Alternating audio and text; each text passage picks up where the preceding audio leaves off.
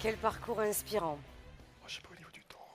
Redevenir acteur de notre santé en transformant la colère en amour et gratitude.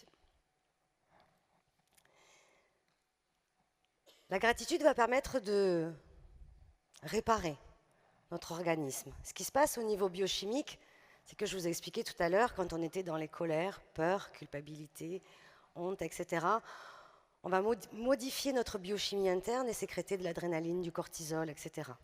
Lorsqu'on est dans des émotions agréables, comme la gratitude, l'amour, la joie, la sérénité, eh bien on va aller sécréter une autre biochimie. On va aller sécréter la fameuse dose. Je vous disais tout à l'heure que c'était une puissante clé de guérison, donc dose pour dopamine, vous vous souvenez, O, ocytocine, S, sérotonine et E, endorphine. Eh bien tout ça va nous permettre de rétablir la biochimie puisque ça va être sécrété par le système parasympathique, d'accord, qui freine. Il y en a un qui accélère et un qui freine. Donc l'idée, c'est de rétablir l'homéostasie à l'intérieur de notre corps.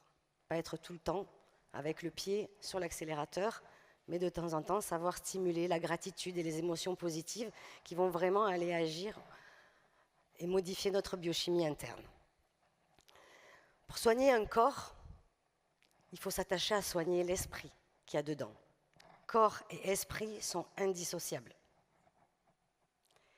Et notre prochaine conférencière l'a bien compris. Elle est médecin généraliste spécialisée en médecine fonctionnelle, nutritionnelle et médecine anti-âge. Son papa était spécialisé en médecine chinoise et sa maman était pharmacien biologiste. Donc autant vous dire que chez elle, autour de la table, les repas étaient assez animés de débats contradictoires. On connaît un peu ça aussi chez nous. Mais en tout cas, ces débats ont façonné chez elle une ouverture d'esprit.